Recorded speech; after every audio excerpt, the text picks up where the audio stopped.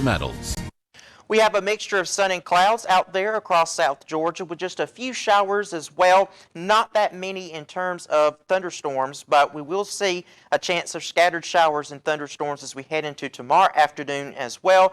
And we have temperatures warming up into the lower 90s the next few days. Well, it's been quite some time since we've seen the 90s, and that's actually closer to average this time of year. We're also watching the tropics closely. There are several systems out in the Atlantic that we need to keep a close eye on.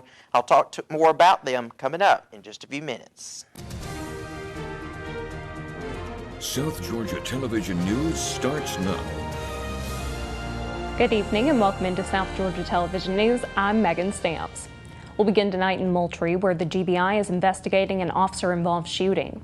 It went down Saturday when Moultrie Police Department officers tried to serve arrest warrants at the Kokomo Inn and Suites.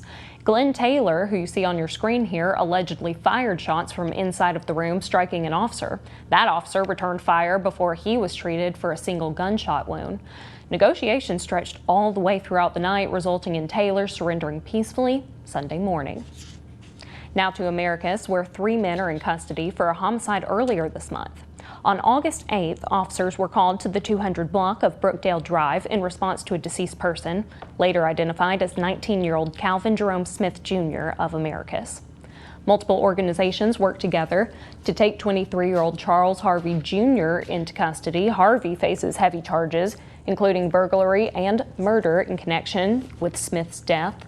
He is now in custody in Cordele. Police also arrested 24-year-old Donta Walton and Carmel Hamilton of Americus.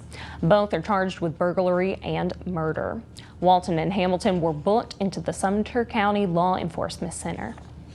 And if you have any additional information that could help out authorities on this case, you're asked to call police at 229-924-3677.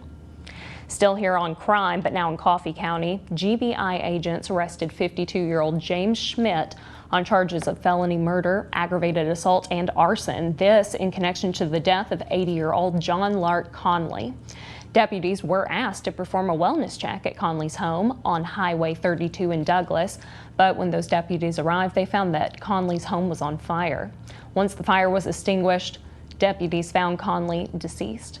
The GBI Medical Examiner's Office in Pooler is conducting an autopsy, and that investigation is ongoing. Anyone with information is encouraged to call the Coffee County Sheriff's Office or the GBI. Moving over now to politics, Georgia Senator Reverend Raphael Warnock is continuing his statewide Working for Georgia bus tour. South Georgia Television News reporter Mary Alex Anders joins us in downtown Albany with more. Yes, Megan, so many Albany citizens rallied together today in support of Georgia U.S. Senator Reverend Raphael Warnock as he stopped in the Good Life City on his Working for Georgia bus tour. It is the